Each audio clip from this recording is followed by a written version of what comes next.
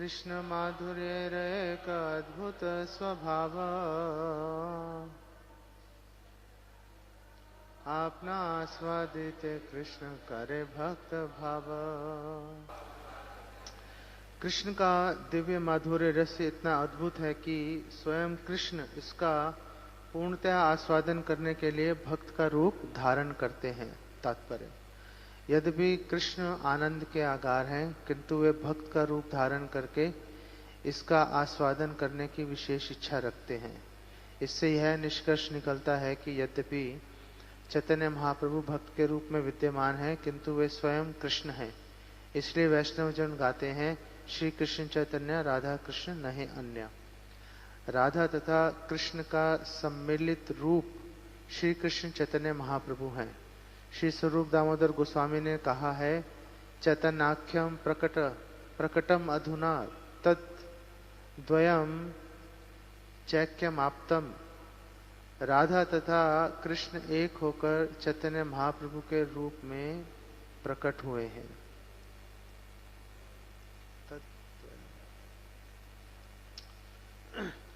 आजानुलंबित भुजौ कनकावदातो संकीर्तनैक पितरौ कमलायताक्षौ विश्वम्भरो द्विजवरौ युग धर्म पालो वंदे जगत प्रिय करो करुणावतारो वंदे श्री कृष्ण चैतन्य नित्यानंदो सहोदितो गौड़ोदय पुष्पंदो चित्रो छंदो तमोनुदो पंचतत्वात्मकम कृष्णम भक्त रूप स्वरूपकम भक्तावतारम भक्ताख्यम नमामि भक्त शक्तिकम।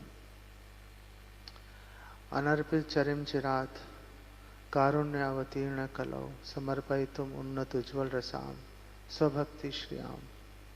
हरि पुरट सुंदर द्युति कदम संदीपिता सदा हृदय कंदरे स्फुरतु वह शचिनंदना। वैराग्य विद्या निज भक्ति योगा शिक्षार्थम एकः पुरुषा पुराना श्री कृष्ण चैतन्य शरीरधारी कृपाम्बुतेर्यस्तम महं प्रपद्ये। श्री कृष्ण चैतन्य प्रभु नित्यानंद श्री अद्वैत गदाधर शिवासदि गौर भक्त वृंदा हरे कृष्णा हरे राम राम राम हरे हरे।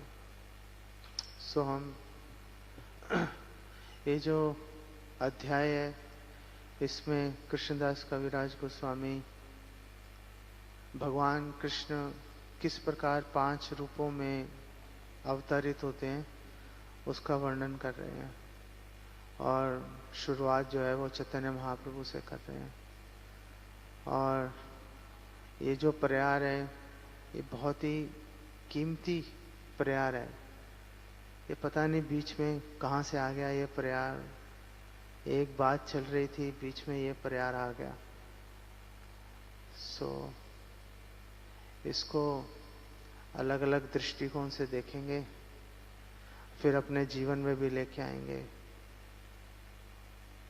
और अपने को धिक्कारेंगे भी। आपको बुरा भी लगेगा। पहले ही माफी मांग लेता हूँ आप सबसे। आप किसी बात का बुरा मत मानना। एक तो मेरा स्वभाव भी कठोर है, दूसरा आपके हित की इच्छा से प्रेरित होकर बोल रहा हूँ। कई बार रसगुल्ला खाने के साथ साथ करेला भी खाना चाहिए, हाजमा ठीक रहता है उससे, नहीं?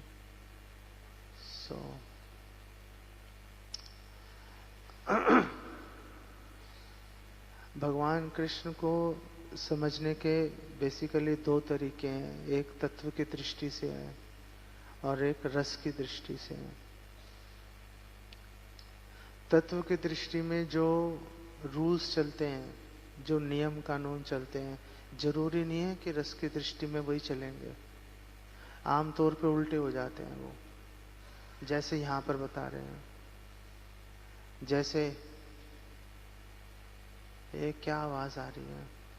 आवाज मत करो प्लीज। जैसे भगवान भगवत गीता में कह रहे हैं, ये यथा माम प्रपद्यन्ते ताम तथा भजामि हम। तो तत्व की दृष्टि से बहुत अच्छी बात है, आप जैसा करोगे मैं वैसा करूंगा। रस की दृष्टि से ये बात फेल हो जाती है। भगवान कहते हैं ना पा रहे हम, मैं नहीं कर सकता। नहीं, रस की दृष्टि से कट गई ये बात। अब भगवान कह रहे हैं मैं नहीं कर सकता, तो फिर कहाँ गई वो बात? ये यथा माम प्रपद्यन्ते, जैसा आप करोगे मैं वैसा करूंगा। इसी तरह से तत्व की दृष्टि से देखेंगे तो भगवान आत्मा राम है।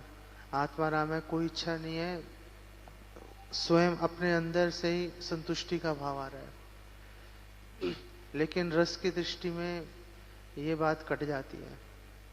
जब रस की दृष्टि की बात आती है तो भगवान कृष्ण जो हैं वो बहुत ही असंतुष्ट रहते हैं। भगवान कृष्ण की इच्छा पूरी नहीं हो पाती। भगवान रस की तलाश करते रहते हैं। मैक्सिमम रस कहाँ से मिलेगा उसकी तलाश करते हैं भगवान। और जब भगवान अपने भक्त की तरफ देखते हैं तो उनको लगता है कि अरे ये तो मुझसे भी ज्यादा रस का आस्वादन कर रहे हैं, तो वो रस का आस्वादन मैं क्यों नहीं कर पा रहा। जैसे ये विचार आएगा कि उस रस का आस्वादन मैं नहीं कर पा रहा, आत्माराम पिक्चर में से गायब हो जाता है। नहीं, आत्माराम कहाँ गया? अब तो गायब हो गया आत्माराम, कि एक ऐसी वस्तु है जिसका आस्वादन भगवान नहीं कर पा रहे। तो ये जो बात है कि रस की दृष्टि में चीजें चेंज हो जाती हैं। और चैतन्य महाप्रभु ने तत्व दर्शन के ऊपर भी बात की, सार्वभौम भट्टाचार्य से बात की तत्व के ऊपर। लेकिन चैतन्य महाप्रभु अनर्पित चरण चिरात, चैतन्य महाप्रभु ऐसी वस्तु देने आए हैं जो पहले किसी ने किसी को दिया नहीं था। वो तत्व नहीं हो सकता, वो रस है। और रस के अंदर भी उन्नत उज्जवल रसाम स्वभक्ति श्रियाम, वो रस भी जो है वो टॉप मोस्ट क्वालिटी का रस, उसकी बात कर रहे हैं। सर्वोच्च रस है। और कृष्णदास कविराज गोस्वामी भगवान कृष्ण के भावों को व्यक्त कर रहे हैं। बोल रहे हैं कि वो आस्वादन ही नहीं कर पा रहे उस रस को, वो आस्वादन ही नहीं कर पा रहे। तो पहली बात यह है कि भगवान कृष्ण की एक जो क्वालिटी है, भगवान कृष्ण की क्वालिटी है कि भगवान खुद अपने आप से अट्रैक्ट हो जाते हैं। भगवान सबको आकर्षित कर लेते हैं अपने समेत। कृष्णदास कविराज गोस्वामी बोलते हैं, आप क्या हुआ? कृष्णदास कविराज गोस्वामी बोल रहे हैं कि आपन माधुर्य हरे आपनार मन, आपना आपने चाहे करिते आलिंगन। भगवान खुद ही को आलिंगन करना चाहते हैं, खुद ही को। रूपा गोस्वामी, श्रील रूपा गोस्वामी दो जगह पे इस बात का वर्णन कर रहे हैं।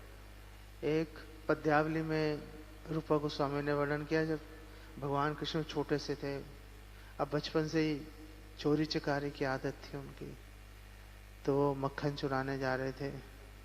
तो अब मक्खन चुरा रहे थे तो एक पिलर था, पिलर में उन्होंने अपना प्रतिबिंब देखा। तो लेकिन उस समय प्रतिबिंब देख के आकर्षित नहीं हुए, डर गए वो। भगवान कृष्ण अब बोल रहे मैं तो अकेले चोरी करने आया था, ये कौन आ गया बीच में, अब ये शिकायत न लगा दे मेरी। तो उस समय आकर्षित नहीं हुए थे वो। लेकिन जब द्वारका में थे भगवान कृष्ण तो ललित माधव में 8:34 में बता रहे हैं कि भगवान कृष्ण ने अपना प्रतिबिंब देखा और भगवान कृष्ण ने कहा ये कौन है। और फिर भगवान कृष्ण ने प्रतिबिंब देखा और आगे बढ़ने की कोशिश की, आगे नहीं बढ़ पाए, वहीं पर अटक गए। बोल रहे इसका आलिंगन करने का मन कर रहा है मेरा। हाँ, ये इतना खूबसूरत आदमी, ये कौन है व्यक्ति। तो फिर थोड़ी देर बाद उनको ध्यान में आया ये तो मैं ही हूं। तो अब भगवान अपने आप को ही आकर्षित कर लेते हैं। कृष्णदास कविराज गोस्वामी कह रहे हैं कृष्ण माधुर्य एक स्वाभाविक बल भगवान कृष्ण के माधुर्य का एक स्वाभाविक बल है। स्वाभाविक बल का मतलब क्वालिटी है। अब बोल रहे हैं कृष्ण आदि नर नारी करे चंचल, कि कृष्ण समेत सभी नर नारियों को चंचल कर देते हैं, विवल कर देते हैं, वो आकर्षित कर लेते हैं अपनी तरफ। इसका उदाहरण हमें बहुत सारी बातें हैं, पता नहीं कैसे होगा। इसका वर्णन हमें मिलता है जब द्वारका में भगवान कृष्ण रह रहे थे। एक ब्राह्मण था, उसके सारे पुत्र जन्म ले रहे थे, मरे जा रहे थे। तो अर्जुन ने कहा मैं बचाऊंगा तुम्हारे पुत्रों को, और सबने बोला जब कृष्ण बलराम बैठे हैं भाई वो कुछ नहीं बोल रहे, तुम ऐसे बीच में, तुमने धनुष उठा लिया अपना, कोई मर्यादा अतिक्रमण नहीं करना चाहिए। लोग चुप बैठे हैं, कोई सोच के चुप बैठे होंगे, तुम भी चुप बैठे रहते भाई। लेकिन उसने कहा कि मैं रक्षा करूंगा, नहीं तो मरूंगा खुद ही। और वो बालक पैदा हुआ, मर गया वो मर गया। तो अर्जुन ने कहा अब तो भैया मैं सुसाइड करने लगा हूं। तो फिर भगवान कृष्ण ने बोला भाई मरो मत, बच्चे लेके आते हैं। तो भगवान कृष्ण गए थे महाविष्णु के वहां पर, और वहां से उस ब्राह्मण के बच्चों को लेके आए थे। इसके पीछे एक और रहस्य भी है, अभी उसमें नहीं जा सकते। तो भगवान कृष्ण ने बोला यार तुम मेरे इलाके से बच्चे ही मारे जा रहे हो छोटे छोटे, क्या प्रॉब्लम है आपको? तो महाविष्णु ने बोला आपके दर्शन करना चाहता था मैं, इसलिए मैंने ये किया, आप प्लीज बुरा मत मानिए, और आपके दर्शन हो गए, मैं संतुष्ट हो गया। तो भगवान कृष्ण, भगवान विष्णु सब आकर्षित हो जाते हैं भगवान कृष्ण के, उनके सौंदर्य से, उनकी मधुरता से। और दूसरी बात यह है, जो भगवान का जो जो रस होता है ना, इसकी एक क्वालिटी होती है, उस क्वालिटी के बगैर सारी बात बेकार है। पूरा भौतिक जगत एक तरफ है, आध्यात्मिक जगत भी एक तरफ है कह सकते हैं, और वो एक क्वालिटी एक तरफ है भगवान की। वो क्वालिटी नहीं होगी सब खत्म हो जाएगा। और वो क्वालिटी ये है कि जो भगवान का जो रस है, भगवान की जो स्वीटनेस है, जो मधुरता है भगवान की, वो निरंतर बढ़ती रहती है, वो निरंतर बढ़ती रहती है। अब जब निरंतर बढ़ती रहती है का क्या मतलब है? जय श्री श्री राधा माधव ललिता शाखा की जय, श्री श्री सीताराम लक्ष्मण हनुमान की जय, पंच तत्व की जय, नरसिंहदेव भगवान की जय। तो बढ़ती रहती है का क्या मतलब है कि बढ़ रही है?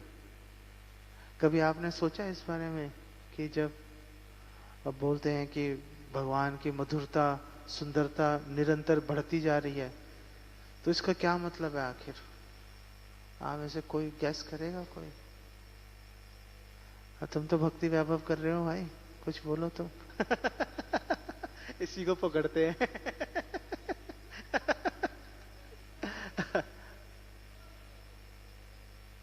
ओह, नो लिमिट अलग चीज होती है, बढ़ना अलग चीज होती है। बढ़ने का मतलब क्या है? सवाल ये है। और नो लिमिट तक बढ़ती जाएगी, कोई लिमिट नहीं है, वो अलग चीज है। लेकिन क्या चीज बढ़ रही है? बढ़ने का मतलब क्या है? मैं आपको सोचने पे मजबूर कर रहा हूं मैं। हाँ,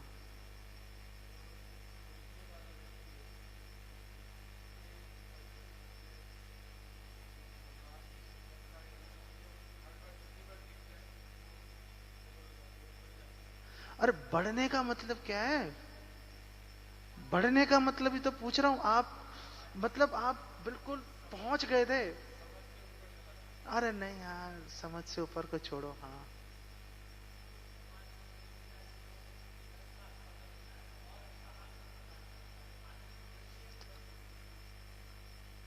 इसमें तो भोग आ गया, कुछ और बोलो। इसमें तो भोग आ गया, हमें आनंद मिलेगा। इसको छोड़ो, हम तो अपने आनंद की तो बात ही नहीं कर रहे। हम अपने आनंद की बात करते ही भक्ति से नीचे गिर जाएंगे। हम अपने आनंद के बारे में सोच ही नहीं सकते ना। और कुछ बताओ।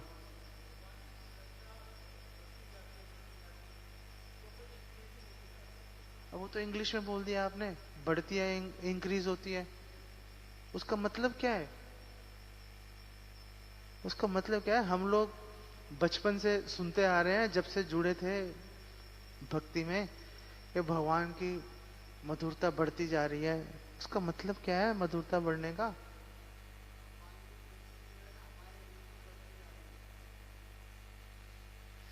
आह, ओ बड़ी दूर की कौड़ी है, कुछ और बताओ।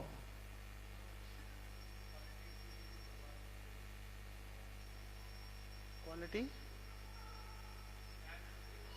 एनहांसमेंट का मतलब क्या है? अरे आप सिनोनिम्स यूज कर रहे हो। ये बताओ बढ़ने का मतलब क्या है? सिनोनिम से नहीं बात बनेगी।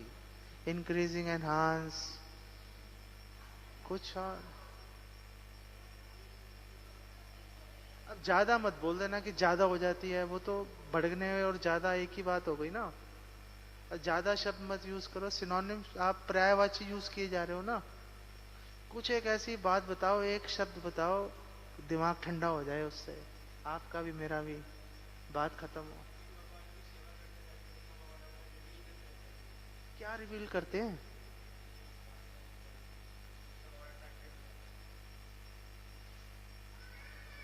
कुछ और, कुछ सबसे पास पहुंच गया है, लेकिन इसको ये पता नहीं है कि बोलना क्या है। हालांकि ये उसके पास पहुंच गया था, लेकिन ये नहीं समझ पाया कि बोलना क्या एक्चुअली में। हाँ,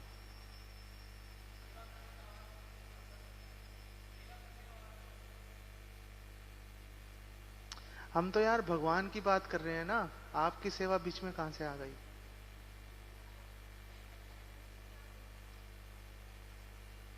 आपने क्या बोला था? कि वो और नहीं, और क्वालिटीज जानते रहते हैं और अट्रैक्ट होते रहते हैं। तो ये बहुत पास पहुंच गया, लेकिन वो शब्द का प्रयोग नहीं कर पाया ये।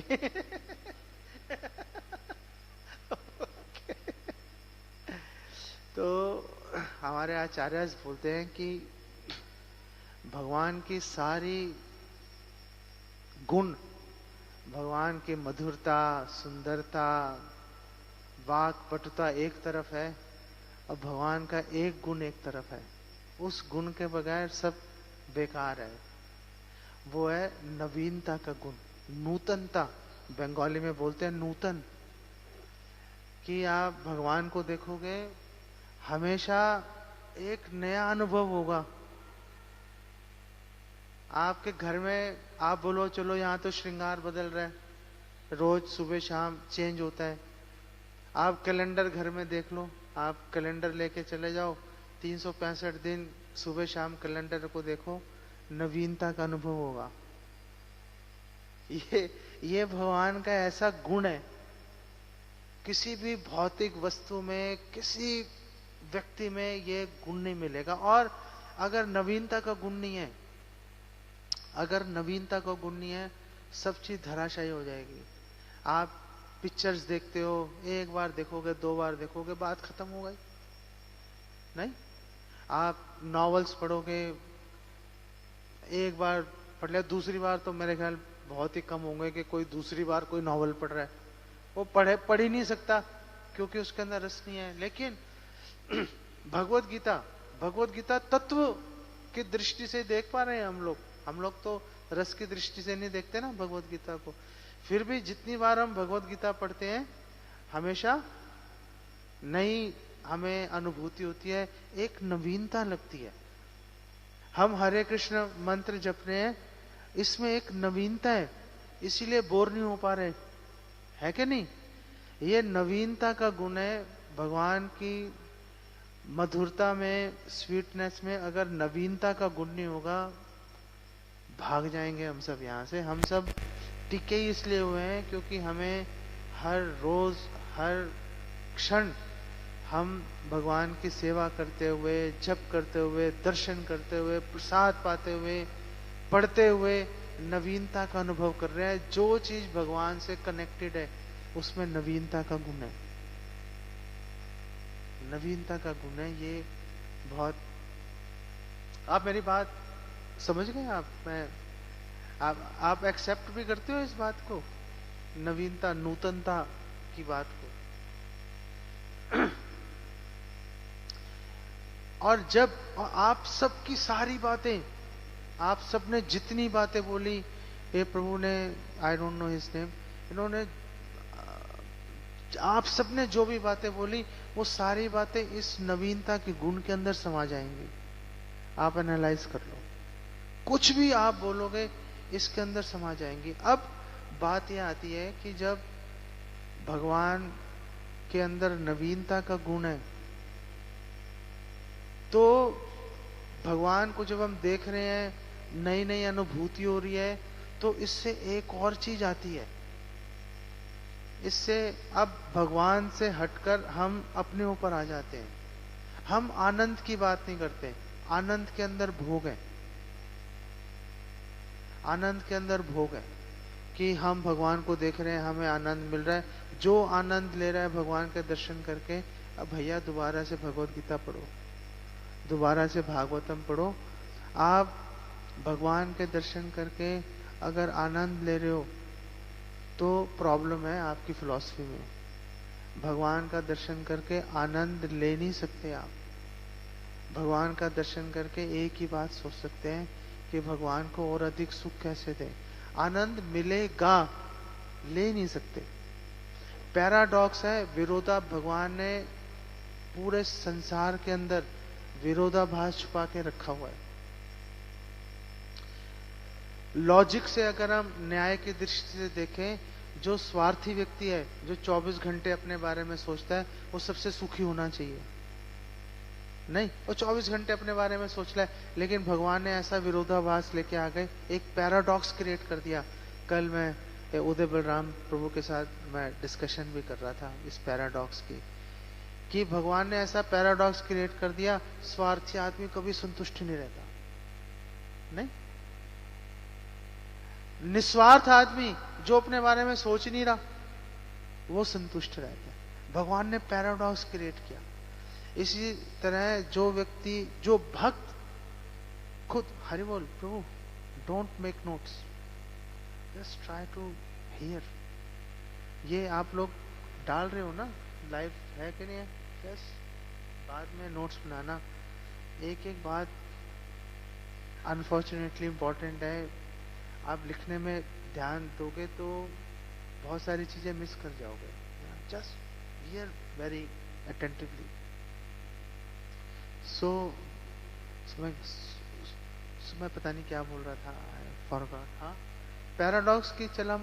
तो हम अगर आनंद लेने की बात करेंगे प्रॉब्लम आ जाएगी, लेकिन हम आनंद की बात किए बिना आनंद की बात कैसे कर सकते हैं?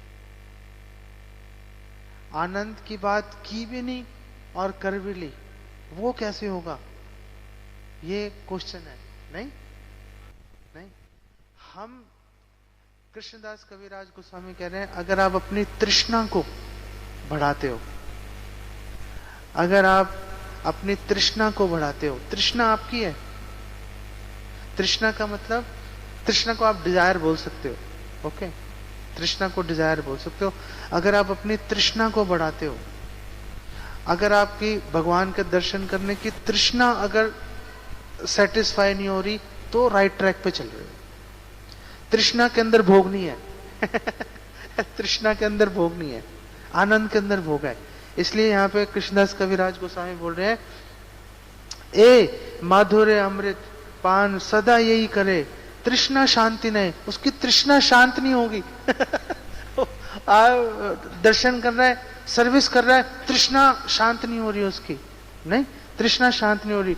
तृष्णा शांति नहीं, तृष्णा बाढ़े निरंतर है, वो उसकी तृष्णा निरंतर बढ़ती रहेगी। इसमें भोग नहीं है, इसमें भोग नहीं है, लेकिन आपकी डिजायर बढ़े जा रही है। जब डिजायर बढ़ेगी तो डिजायर आपकी मैनिफेस्ट किस में होगी? एक्शंस में होगी।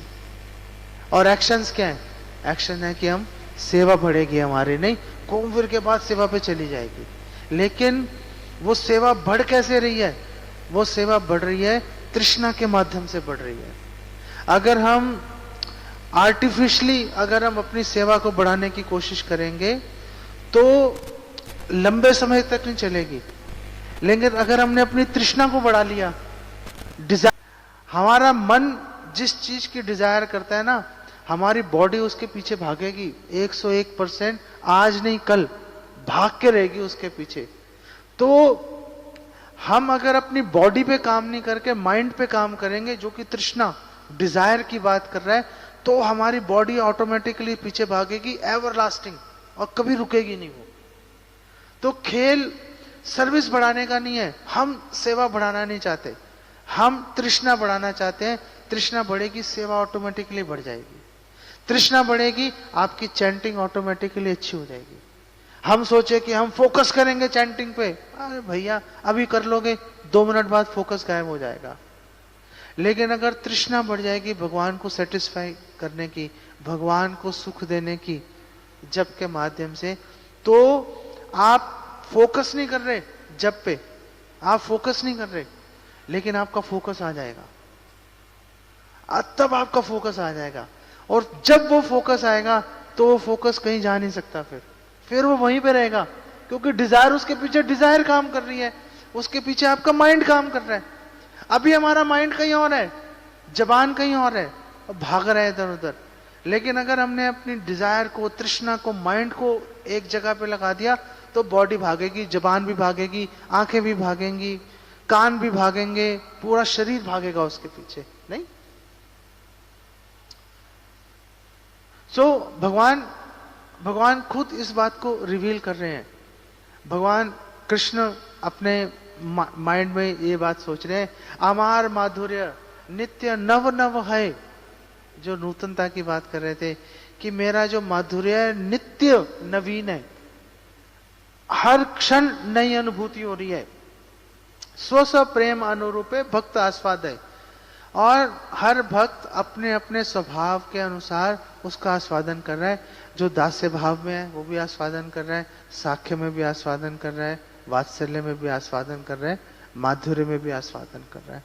अपने अपने स्वभाव के अनुसार हर भक्त, ऐसा नहीं है कि केवल माधुर्य भाव में नवीनता आ रही है, हर भगवान के साथ हम किसी भी रस में, भगवान के साथ हम, टाइम खत्म हो गया, भगवान के साथ हम आदान प्रदान करेंगे, हमेशा हर चीज में हमें रस का हम आस्वादन, नवीनता का आस्वादन कर सकते हैं। तीसरी बात जो यहां पर कृष्णदास कविराज गोस्वामी रिवील कर रहे हैं इस प्रयार के माध्यम से, कि भगवान भी अपनी मधुरता का पूरा आस्वादन नहीं कर सकते। कृष्ण में भी ताकत नहीं है कि अपनी मधुरता का पूरा आस्वादन कर सके। इसको थोड़ा शॉर्ट में बात करूंगा, क्योंकि नहीं तो जो सोच के आया हूं वो बोल नहीं पाऊंगा। तो चैतन्य चरितामृत में आदि लीला में बता रहे हैं कि दर्पण आद्य देखी यदि आपन माधुरी, जब भगवान दर्पण में अपनी मधुरता देख रहे हैं, आस्वादित है लोभ आस्वादित नारी, आस्वादन का लोभ हो रहा है लेकिन कर नहीं पा रहे, पूरी तरह से रैलिश नहीं कर पा रहे। अच्छा लग रहा है, वेरी नाइस, लेकिन जो आस्वादन पॉसिबल है, जो संभव है आस्वादन करना, जो पोटेंशियल है, वो उसको भगवान कृष्ण पूरी तरह से एक्सप्लॉइट नहीं कर पा रहे, पूरी तरह से जो है उसका आस्वादन नहीं कर पा रहे, कुछ कमी है। तो अब ये जो श्लोक, ये जो प्रयार है, इसमें कृष्णदास कविराज गोस्वामी ये रिवील कर रहे हैं कि अगर भगवान को फुल्ली रैलिश करना है तो कैसे रैलिश किया जाएगा। तो यहां पर जो उन्होंने बोला कि आप ना आस्वादिते कृष्ण करे भक्त भाव, कि अगर भगवान को पूरी तरह से आस्वादन करना है तो एक भक्त के भाव में आस्वादन हो सकता है। एज मास्टर हम कभी भगवान का आस्वादन नहीं कर सकते। भगवान का आस्वादन करना है तो एज सर्वेंट, भक्त का मतलब सर्वेंट, भक्त का मतलब सर्वेंट है। भक्त का और कोई मतलब अपने दिमाग में लाने की जरूरत ही नहीं है। भक्त का मतलब है सर्वेंट। यहाँ पर भगवान ये बात रिवील कर रहे हैं कि अगर आपने पूरी तरह से आस्वादन करना है, पूरी तरह से आस्वादन करना है, तो एक भक्त के भाव में हमें बेसिकली आना पड़ेगा। इनफैक्ट चैतन्य महाप्रभु एक कदम और आगे चले जाते हैं। चैतन्य महाप्रभु अंत लीला में तो फिर तो चैतन्य महाप्रभु अनर्गल बातें कर रहे हैं ना, प्रमाद के अंदर आ गए। अब तो जो प्रेम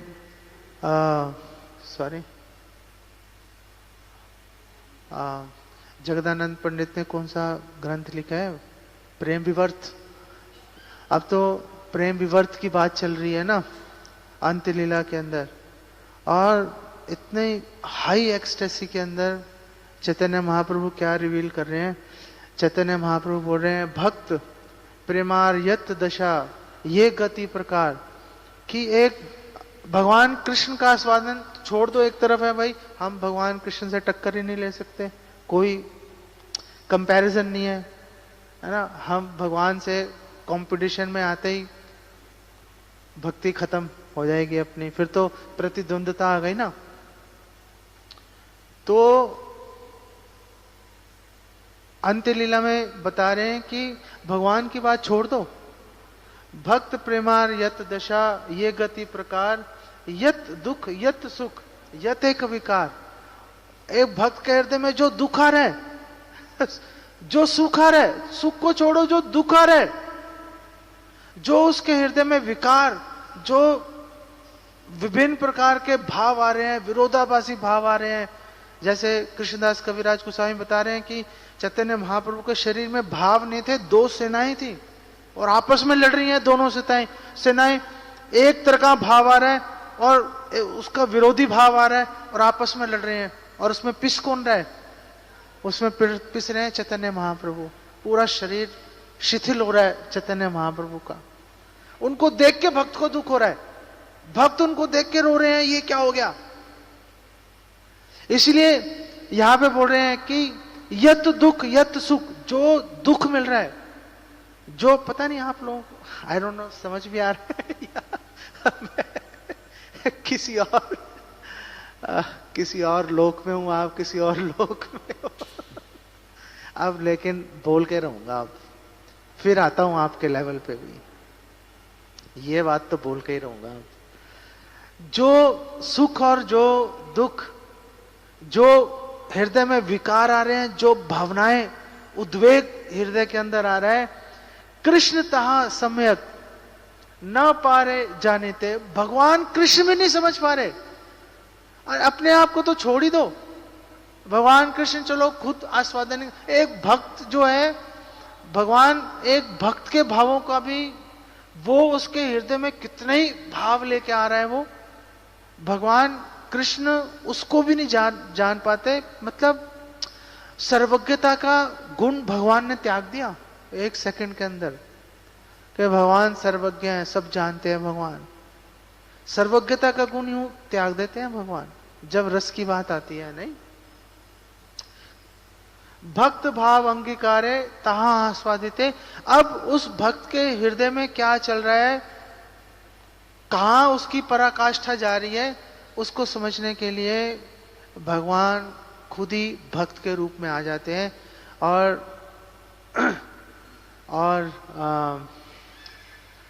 श्रीला प्रभुपाद इन्हीं प्रसंगों में कहीं बोल रहे हैं कि ये जो भगवान की जो भावना है भक्त के रूप में आस्वादन करने की अपने माधुर्य को, वो इटर्नली मैनिफेस्ट हो रही है चैतन्य महाप्रभु के रूप में, वो इटर्नली मैनिफेस्ट हो रही है। अब अपने पे लेके आते, मैं इस पे और बात करना चाहता था लेकिन अब टाइम नहीं रहा बात करने का। इससे हम अपने ऊपर इस बात को कैसे लेके आए, इस बात को अपने ऊपर लेके आएंगे जब हम ये समझ लेंगे कि अगर हम हमने भगवान की माधुर्य में एंटर करना है, अगर हम उस बूंद को चखना चाहते हैं, अगर हम पागल बनना चाहते हैं, तो हमें एक सर्वेंट का भाव अंगीकार करना पड़ेगा। और आपको एक बात बता दूं, जो मैंने देखा अपने ऊपर भी और दूसरों पे भी, एक नए भक्त के अंदर सेवा की भावना ज्यादा होती है। जब हम पुराने हो जाते हैं, सीनियर बन जाते हैं, वो सर्वेंट की भावना गायब हो जाती है। तब सर्वेंट की भावना दिखाई नहीं रहती, लीडर की भावना उसके ऊपर हावी हो जाती है, उसके ऊपर। और ऐसा कब हो जाता है हमें पता ही नहीं चलता, ऐसा कब हो जाता है। और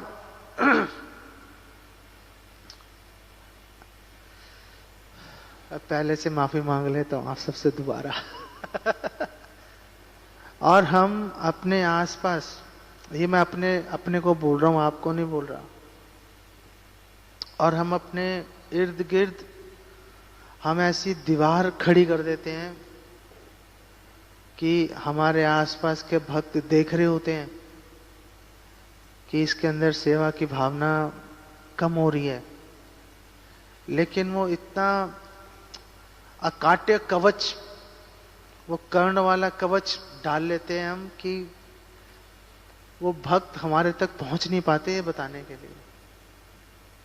अब मतलब हम जो करने आए थे, जो करना चाहते थे, उससे डिस्कनेक्ट हो गए हम।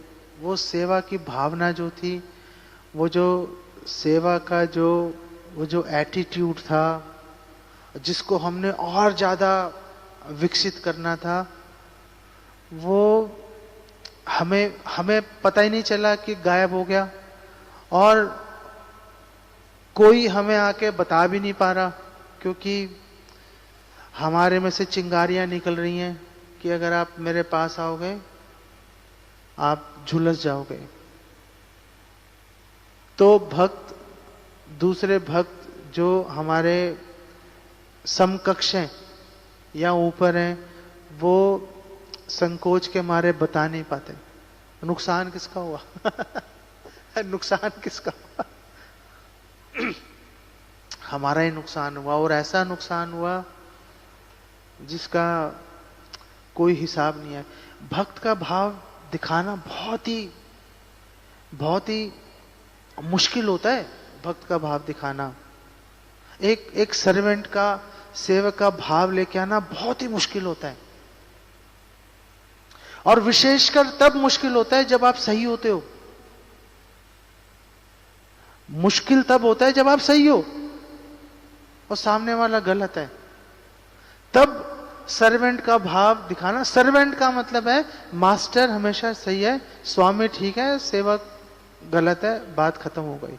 नहीं, कॉर्पोरेट्स में, जैसे मैं कॉर्पोरेट्स में काम करता था, तो हमें बोलते थे कि भैया मैनेजर सही है। कहे दो ही रूल है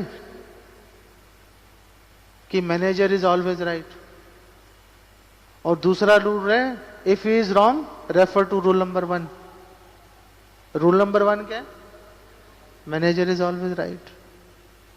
ये बात कि जब आप सही हो और फिर झुकना, ओह, दम निकल जाता है उसके अंदर।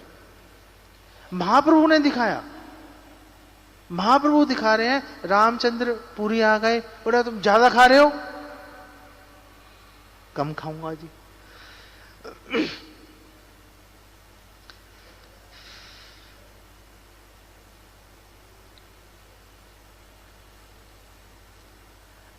कम खाना शुरू कर दिया, सारे भक्त महाप्रभु के अगेंस्ट हो गए। लेकिन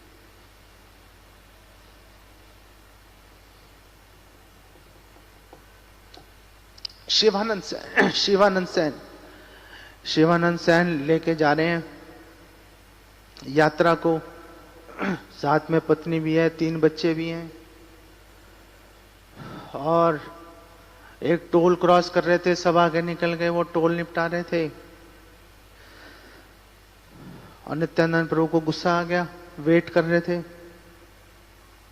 तो नित्यानंद प्रभु ने बोला कि शिवानंद सैन के 3 बच्चे मर जाएं। और शिवानंद सैन की पत्नी पास ही खड़ी थी। उसने रोना शुरू कर दिया।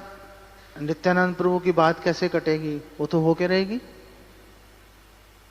उसने रोना शुरू कर दिया।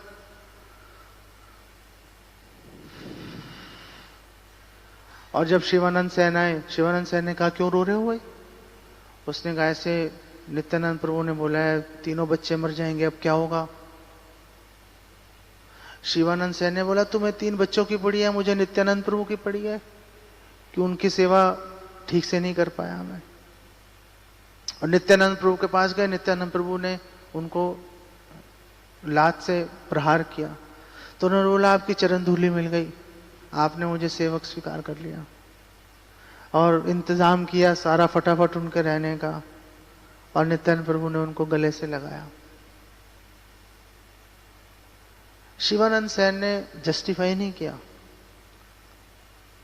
शिवानंद सैन ने जस्टिफाई नहीं किया। जस्टिफाई मतलब अपना जस्टिफाई सब समझते हो ना। उन्होंने अपने आप को सही साबित करने की कोई प्रयास नहीं किया उन्होंने। जबकि हम लोग, आप लोग देख लो, हम लोग पूरा दम लगा रहे हैं अपने आप को सही साबित करने में। कुछ भी हो जाए हम पूरा दम लगा देते हैं अपने आप को सही साबित करने में। अरे सर्वेंट एटीट्यूड कहां गया भैया? कर्ण मत बन जाओ। मौके पे विद्या भूल जाते हैं हम। कर्ण भूल गया था ना मौके पे विद्या, हम भी भूल जाते हैं मौके पे। चैतन्य महाप्रभु ने जस्टिफाई नहीं किया कि नहीं नहीं मैं तो कमी खा रहा हूं, आप कभी मेरे सामने बैठ के देख लेना मैं कितना खाता हूं। कोई जस्टिफिकेशन नहीं है। आप जस्टिफाई करोगे मतलब आपके अंदर अभी ईगो पड़ी हुई है भैया। अभी उस ईगो पे काम करो और किसी पे काम मत करो, है ना। अभी और किसी पे काम करने की जरूरत नहीं है, अपनी ईगो पे काम करो। अभी 9:02 हो गई। सर्वेंट ये इस पे ज्यादा डिस्कस नहीं कर रहा क्योंकि टाइम खत्म हो गया। सर 2-3 बातें बोलना चाहता हूं, फिर आप कुछ क्वेश्चन पूछेंगे, पूछ लेना। और सर्वेंट बनने का एक मतलब ये है, और सर्वेंट आप अपने गुरु के नहीं हो, सिर्फ सबके सर्वेंट हो। सर्वेंट आप श्री राधा माधव के सर्वेंट नहीं हो, सर्वेंट आप सबके सर्वेंट हो। इसका मतलब है सबकी सुविधा का ध्यान रखना, सबको आगे बढ़ाना। ये भी किसका कर्तव्य है? ये हमारा कर्तव्य है। चैतन्य महाप्रभु ने बोला अमार आ गए गुरु हैया तारे देश। मेरी आज्ञा है तुम गुरु बनो और संसार का कल्याण करो। गुरु बनाएगा कौन? गुरु बनाने की जिम्मेदारी किस पे है? हमारे पे है, तुम पे है। गुरु बनाने की जिम्मेदारी तुम्हारे पे है। गुरु बनाने की जिम्मेदारी खुद भी बनो और दूसरों को भी गुरु बनाओ। ऐसा नहीं सोच सकते कि भैया हम गुरु बन गए, अब तो बस बाकी किसी को आगे नहीं बढ़ने देंगे। जो व्यक्ति, जो भक्त आपके मार्गदर्शन में है, अगर आप उसको आगे, प्रभुपाद को देख लो, प्रभुपाद ने हजारों गुरु खड़े कर दिए, ऐसे खड़े कर दिए प्रभुपाद ने। क्या असुरक्षा की भावना है? क्या हो जाएगा? आपने 10 गुरु खड़े कर दिए, वो हो सकता है आपसे भी प्रतिभावान हो जाए, तो क्या हो जाएगा आपका, क्या फर्क पड़ेगा यार। दुनिया पड़ी है, कोई आपको मंदिर से थोड़ा निकाल देगा। और कुछ भी हो जाएगा, पूरी दुनिया एक तरफ है, भगवान एक तरफ है भाई। भगवान भी तो बैठे हैं, भगवान भी तो देख रहे हैं आपको। आप अगर सेवा कर रहे हो, भगवान आपका हित कैसे कर देंगे? कर देंगे तो कर देंगे, कर दें। अगर अहित हो भी जाएगा, कर दें अहित, क्या फर्क है? हमें हमारे साथ तो बहुत ही बुरा होना चाहिए वैसे भी, हमारे साथ अच्छा होना क्यों चाहिए? सवाल ये भी तो है ना।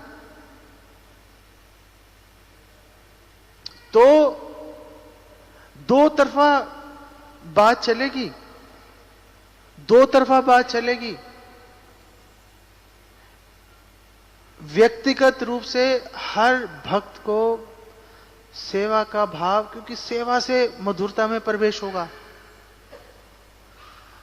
सेवा भाव से मधुरता में प्रवेश होगा। आप सेवा कर रहे हो, सेवा का भाव नहीं है, कुछ नहीं होने वाला भैया।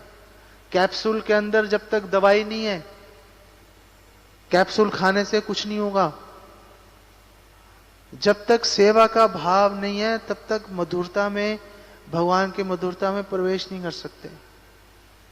आपका हृदय द्रवित होगा ही नहीं। हृदय द्रवित होने, सेवा भाव से हृदय द्रवित होगा। और जो जिनके पास लीडर्स की सर्विस है, उनका काम है दूसरों को गुरु बनाना। चाहे वो आरती में गुरु बनाना है, चाहे अर्चन में गुरु बनाना है, चाहे प्रवचन में गुरु बनाना है, चाहे मंदिर की मैनेजमेंट में गुरु बनाना है, चाहे यात्राओं में गुरु बनाना है। जिसमें आप लीडर हो, उसमें दूसरों को गुरु बनाओ। और जिसमें आपकी महारत नहीं है, उसमें महारत हासिल करो, फिर दूसरों को गुरु बनाओ। मजा उसके अंदर आएगा, मजा उसी के अंदर है। और भगवान कृष्ण यहां पर इस प्रयार के माध्यम से दिखा रहे हैं, जब तक हम इस स्तर तक नहीं जाएंगे, तब तक मधुरता का आस्वादन करना है एक बात है, कर नहीं पाएंगे। करना है तो अपनी ईगो को, अपनी इनसिक्योरिटी को, असुरक्षा की भावना को, स्वामित्व की भावना को छोड़ना पड़ेगा हमें, तो गाड़ी आगे चलेगी। यहाँ पे विराम देता हूँ। कोई एक आधा प्रश्न, कोई?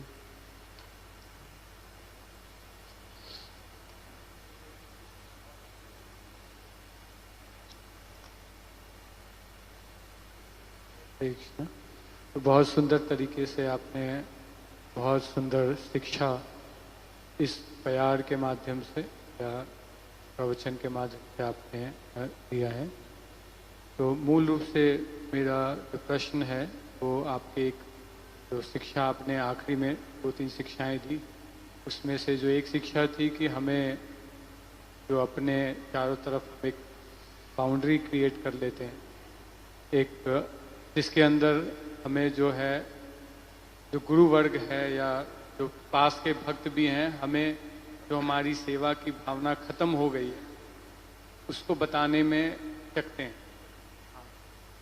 तो मेरा चीज़ को लेकर ये अनुभव है, या ये अनुभव मैंने किया है, ये तब होता है जब हमारा हृदय जो है वो भक्ति से रहित हो जाता है, या भक्ति हमारे हृदय में फल फुलित नहीं हो रही होती। तो कैसे हम, क्योंकि अगर हम एक्सटर्नल रूप से अपने आप को अवेलेबल भी बना लेते कि लोग मुझे करेक्ट कर सकें, तो शायद हम उसको डाइजेस्ट ना करें। मैं डाइजेस्ट नहीं कर पाता। मैं अपने आप को वल्नरेबल बना लेता हूँ, अपने आप को फ्री बना लेता हूँ कि कोई भी मुझे करेक्ट कर लेता है एक्सटर्नल रूप से, तो वो मेरे लिए, मतलब मुझे पर्सनली ऐसा लगता है कि वो बहुत टफ हो, और वो में मुझे बहुत मैं सुरक्षित फील नहीं कर, या बहुत उसके अंदर मैं कह सकते हैं कि कंफर्टेबल फील नहीं करूं। लेकिन दूसरी तरफ मैं देखता हूं कि अगर मेरा हृदय बहुत अच्छे से भक्ति का अच्छा हृदय प्रफुल्लित होता है, हृदय या हृदय की कह सकते हैं, या विचारों से उससे भरा हुआ है, तो वो चीज आसान हो जाती है। इसके अंदर आप ना चाहें। देखो, भक्ति से तो हृदय कोमल होता ही है, लेकिन अगर हम व्यवहारिक रूप से बात करें, वो असुरक्षा की भावना आती कहाँ से है कि मैं आपको अपने हार्ट की एक्सेस नहीं दे रहा, आप मुझे अपने हार्ट की एक्सेस नहीं दे रहे। क्यों नहीं दे रहे? उसके पीछे रीजन है कि हम एक दूसरे को ट्रस्ट नहीं करते, विश्वास नहीं होता है एक दूसरे के ऊपर, विश्वास की कमी रहती है। और वो विश्वास की कमी कैसे पनपती है? वो विश्वास की कमी इस तरह से पनपती है कि हम इकट्ठे टाइम स्पेंड नहीं करते एक दूसरे के साथ, हम इकट्ठे बैठ के बात नहीं करते। आप कह सकते हो इतनी सारी सेवाएं हैं, टाइम नहीं मिल रहा। वेल, शुरुआत करो साथ इकट्ठे बैठ के प्रसाद पाने से। प्रसाद पाना ही है, प्रसाद पाना ही है, कोई क्वेश्चन नहीं है। अपने अपने रूम में जाके प्रसाद मत पाओ, साथ में इकट्ठे बैठो, इकट्ठे प्रसाद पाओ, एक दूसरे से बात करो, एक दूसरे के साथ जोक्स करो, मजाक करो, दुनिया भर की बातें करो। 24 घंटे फिलॉसफी पे बात नहीं हो सकती, कुछ इधर की बात करो, कुछ उधर की बात करो, एक फ्रेंडशिप डेवलप करो। क्योंकि अगर आप में प्रॉब्लम है तो जूनियर आपको बोल नहीं सकता, सीनियर ये सोचेगा इसको कुछ बोला और लोग है ही नहीं, ये भी भाग गया, और भाई सेवा ही रुक जाएगी, चलो कर रहा चलते रहने दो। नहीं, मैं भी बहुत सारी चीजों के बारे में ये सोचता हूं, बहुत सारे लोगों में प्रॉब्लम दिखाई देती है, दोष दृष्टि तो हमारे में स्वाभाविक है ना, तो फिर ये सोचते रहते हैं अरे भाई इसको कुछ बोला ये भाग गया तो काम कैसे होगा, जो हो रहा है थोड़ा बहुत वो भी बंद हो जाएगा। तो सीनियर यूं नहीं बोलेगा तो फिर कौन बोलेगा? एक फ्रेंड बोलेगा। वो फ्रेंड्स बनाने के लिए और उसको बनाए रखने के लिए टाइम स्पेंड करना पड़ेगा। इकट्ठे इकट्ठे यात्राओं पे जाओ, इकट्ठे कुछ भी हो जाए, आप दुनिया भर की 1 करोड़ सेवाएं हैं, भागवतम क्लास में सारे आके बैठोगे इकट्ठे भैया, कुछ भी हो जाए, कुछ भी हो जाए, प्रसाद इकट्ठे बैठ के पाएंगे। एक आध बार एक्सेप्शंस हो सकती हैं, लेकिन एक्सेप्शंस को रूल मत बनने दो। सामने से एफर्ट करो कि इकट्ठे बैठ के प्रसाद पाएंगे भैया, और कुछ ना कुछ बात निकाल के लाएंगे, पहले से सोच के रखेंगे कि उससे ये बात करनी है, उससे ये बात करनी है, उससे ये बात करनी है। मैं तो सोचता रहता हूँ कि ये मिलेगा इसको ये बात बोलूंगा, ये मिलेगा इसको ये बात इससे कर सकता हूं। मैं वेट करता रहता हूं कब मौका मिलेगा, करेंगे बात। आप सोच के रखो क्या बात करनी है क्या। और जब फ्रेंड्स होते हैं, फ्रेंड में फिर धीरे आप शुरुआत ऐसे करोगे, फिर स्पॉन्टेनियस हो जाता है, फिर सोचने थोड़े ना। जैसे IVF में भी जब जो नए स्टूडेंट्स आते हैं वो आपस में स्पॉन्टेनियसली हंसी मजाक करते हैं, वो सोचना नहीं पड़ता। नहीं, आए बैठे बेकार बात बेबात के हंसे जा रहे हो, मजा है उसके अंदर, हंस रहे हैं भाई, हम तो हंस ही नहीं रहे हंसना ही बंद हो जाता है हमारा। तो टाइम स्पेंड करो, इकट्ठे प्रसाद पाओ, इकट्ठे यात्राओं पे जाओ, इकट्ठे भागवतम सुनो, कोई और सेवाएं उस दौरान में प्रीचिंग की हो गई, कुछ भी हो गई, मत लेके आओ भाई। 9 बजे के बाद देखेंगे, जो भी होगा, जो भी करेंगे 9 बजे के बाद करेंगे। इस तरह के बेसिक डिसिप्लिन लेके आएंगे, सामने से कॉन्शियस एफर्ट करेंगे, तो ट्रस्ट बिल्ट होगा। ट्रस्ट बिल्ट होगा जब आप मेरी सहायता करोगे, मैं आपकी सहायता करूंगा, तो धीरे धीरे ट्रस्ट बिल्ट हो जाएगा, तो गाड़ी आगे बढ़ेगी। तो असुरक्षा की भावना विश्वास की कमी की वजह से होती है। काम हमें विश्वास के ऊपर करना है, विश्वास के ऊपर काम करेंगे, एक दूसरे के साथ संबंध बनाएंगे, अपने आप गाड़ी आगे भागेगी हमारी फिर, है ना। और फॉरगिव करते रहो, बातों को हृदय में पकड़ के मत बैठो, उसने कुछ कर दिया फॉरगिव कर दो। लेकिन अगर वो बार बार कर रहा है, दोबारा उसको मौका भी मत दो गलती करने का, लेकिन हृदय में लेके भी मत चलो। ये हृदय में घृणा ही करिए जा रहे हैं, उसको घृणा मत करो, दूरी भी, उसको वो मौका दोबारा करने का मत दो, लेकिन ट्रस्ट बिल्ड करो, तो गाड़ी आगे चलती है। ठीक है, ओके। हरे कृष्ण प्रभु जी। और टाइम हो गया। हाँ, thank you for lecture full of knowledges. प्रभु जी, एक हमारा ये छोटा सा है, हम सारी उम्र सेवा और साधना करते हैं, एक अंत गोल के लिए, वो हमारा अल्टीमेट लास्ट गोल क्या होना चाहिए, हमें क्या प्राप्ति करना है अंत समय में। और दूसरा एक और है कि जिसे कहा जाता है हम, मैं भूल जाऊंगा, आप दूसरा क्वेश्चन बोलोगे, मैं पहला भूल जाऊंगा। सो आपका क्वेश्चन याद रखने की जिम्मेदारी आपकी है। दूसरा, सो हमारा गोल क्या है? हमारा गोल कृष्ण नहीं है, हमारा गोल कृष्ण प्रेम है। कृष्ण प्रेम का मतलब क्या है? सेवा भाव। हमारा सारी बात घूम फिर के सेवा भाव के ऊपर आएगी।